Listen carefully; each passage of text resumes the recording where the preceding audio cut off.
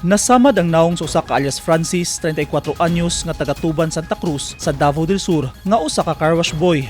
Human gitigbas sa suspect nga si alias Jojo, coconut vendor ug temporaryong nagpuyo sa Loyola Street, Barangay 17-B, Barrio Obrero, Davao City nga taga Malita, Davao Occidental. Sa report sa Davao City Police Office, nagkabangi sumala pa ang duha sa New Burgos Street, corner ni Casio Torres Street, Barangay 20-B, Davao City, Domingo sa gabi, tungod sa isgutanan sa pwesto sa negosyo nga misangko sa krimen.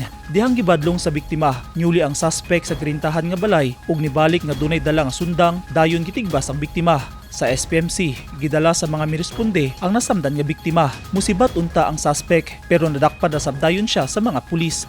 Yes sir, i-file ang kaso karon sir no, sa kasong frustrated murder against the suspect.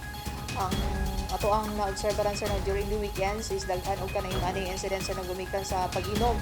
Remind lang nato sir no, nga kung mag-inom man ibutang sa tiyan sir dili sa ulo para maiwasan nato ning pagkapriso.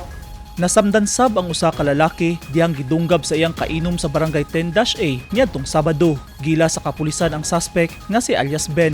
Daling narespondihan sa mga pulis ang insidente o gidala ang biktima sa SPMC. Nasikop ra sabdayon ang nanunggab sulod lang sa 3 minutos. Ang kaning nahitabo pod sir nung stabbing incident mao gihapon sir no, gumikan sa iling makahubog. So ang kaning biktima sir is gidunggab ug kanang gunting sa iyahang likod sa kainom ra pod niya nga suspect. Pasakahan sa bugkaso ang dinakpan nga himas rehas karon sa San Pedro Police Station 2. Patasan yun na ang mga kaso nga atong i-file sa Office of the City Prosecutor. It's up to the Office of the City Prosecutor sir ipaubos nila to frustrated homicide. Pero ang the part sa Davao City Police Office is diha gyud sa taas.